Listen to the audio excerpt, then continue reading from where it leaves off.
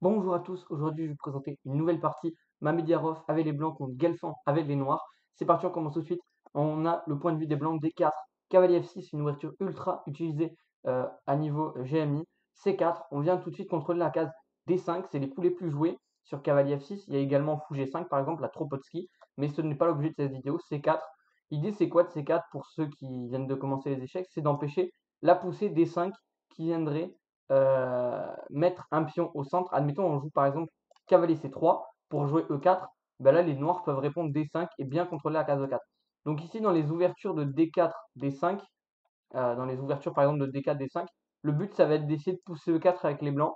Et le but des noirs, ça va être de contrôler la case E4. Donc en fait, dans les positions de D4, même pas de D4, D5, que de D4, le but, c'est de contrôler au mieux. Là, on va jouer du coup cavalier C3 et essayer de pousser E4 en évitant D5.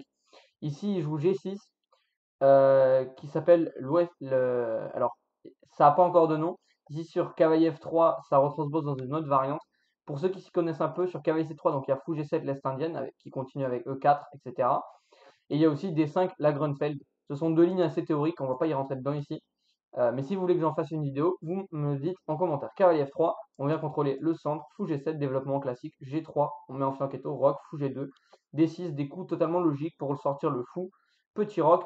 Et là, comme je vous l'ai dit, alors par rapport au plan, normalement, on joue plutôt cavalier C3, E4, mais vu qu'on est à niveau GMI, on vient mettre le fou en fianchetto, on vient faire un développement rapide côté petit roc, et on va essayer plus tard de jouer cavalier C3 et E4, mais on va temporiser un petit peu pour voir ce que les noirs font. Ils jouent C5 et là Mediaro va faire un choix assez surprenant. Il joue, alors pas tout de suite, pardon, il joue cavalier C3, cavalier C6 et maintenant il prend C5. Un choix assez surprenant parce que bah, ça égalise quasiment totalement la structure. Maintenant on arrive à la fameuse position de la miniature. Comment rompre la symétrie? Ici on a une position, mais si vous regardez, complètement symétrique. C'est juste que c'est pour ça qu'il y a plus 0,3, c'est avantage blanc léger. Pourquoi? Parce qu'ils ont le trait. Donc ils peuvent décider, est-ce qu'ils jouent dame A4, est-ce qu'ils jouent dame B3 pour venir taper le pion B7, est-ce qu'ils jouent dame C2, est-ce qu'ils jouent un coup de fou pour lier les tours, enfin ensuite bouger la dame et lier les tours. Qu'est-ce qu'on fait? Bien ici, pour essayer de rompre la symétrie, alors on va pas échanger les dames, hein, parce que sinon ça ramène la tour au centre, et les noirs sont très très bien. Ici on joue plutôt fou E3. Ici les noirs auraient pu jouer fou E6 pour continuer la symétrie, mais ils ont décidé un peu de changer parce que du coup ce qui compte dans une position symétrique, c'est l'activité des pièces. Et donc si on joue fou E6, on a exactement la même activité des pièces, d'accord? Le cavalier il est autant actif que le cavalier C3.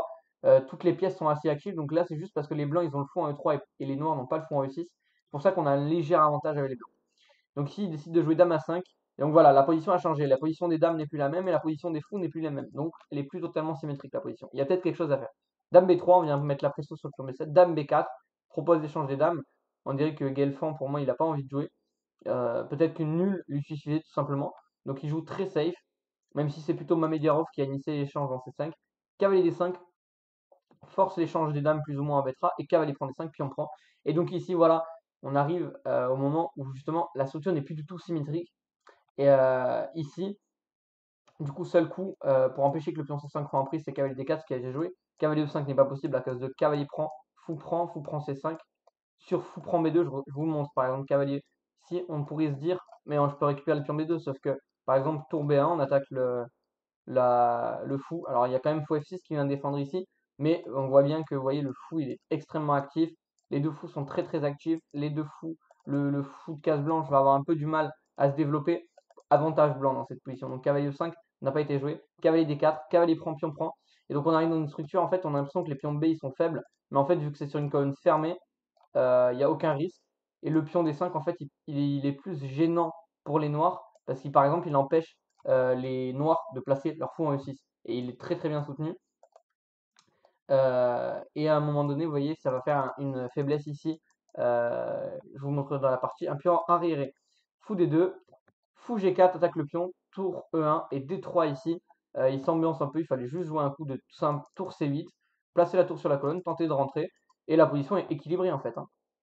Mais D3, ça permet pion prend et fou prend. Et il s'est dit que quand on verrait cette position à premier abord, elle est catastrophique, on dirait, cette position pour les blancs. Alors qu'en fait, c'est avantage blanc. Pourquoi? Parce qu'en fait, le pion des 5 est extrêmement bien tenu. il gêne un peu le fou de case blanche, par exemple, qui ne peut pas se mettre en E6 pour bloquer l'accès au pion E7. Donc ce pion crée un pion arriéré en E7. Vu que ce pion D5 n'est pas attaquable, ce pion D3 n'est pas attaquable aussi. Ce pion B3 n'est pas attaquable sur la colonne B. Et en fait, c'est même avantageux. Pourquoi? Parce que la tour blanche est active, la tour blanche est aussi active, le fou, il est utile, le fou de case noire, va falloir lui trouver un rôle. Mais en fait, on a une belle activité des pièces noires, du coup, ce qui leur confère un léger avantage. Tour A4, on attaque le fou déjà, et on veut coulisser en B4, C4, E4, on va presser les noirs, fou D7, attaque la tour, tour B4, il fallait jouer tour C4, il est plus précis pour tenter de rentrer, et ensuite pas tour C1 parce qu'il y a le fou, mais essayer un jour de jouer tour C1 pour contester la colonne C. B5, on prend de l'espace, mais ça losse le pion A5. Donc là, on est en finale de tour. Donc comme je vous l'ai dit, en finale de tour, l'avantage d'un pion, souvent, c'est pas assez, même de 2 pions. Mais ici, il joue D6, ça commence à être une séquence assez tactique. On attaque la tour. L'idée, c'est que si on prend ici, on peut prendre la tour. On a égalisé le matériel, on a toujours le pion en plus. Si on prend ici, avec la tour, on prend le fou en D7 et on a un pion passé très très fort. Et si on ne prend pas, on va, par exemple, le fou bouge, je sais pas moi, en 8. Le fou repart. Et il y a D7 qui peut arriver, par exemple. Et le pion passé en D6 est vraiment très très fort. Du coup, il joue tour D8 pour défendre le fou.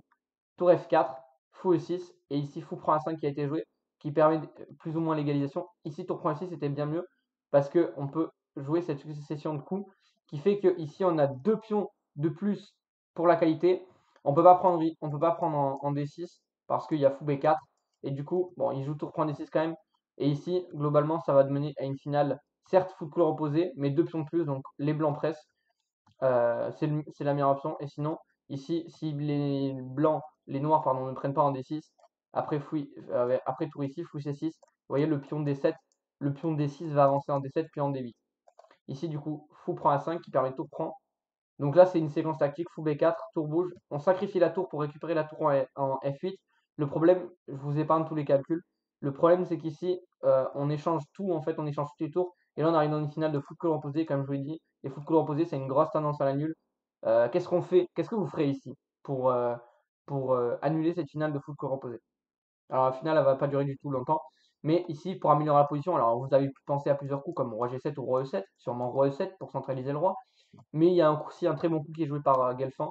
B4 pour éviter toutes les potentielles attaques sur le pion B5. On met le pion sur case noire, comme ça les 2 pions ici seront jamais attaqués.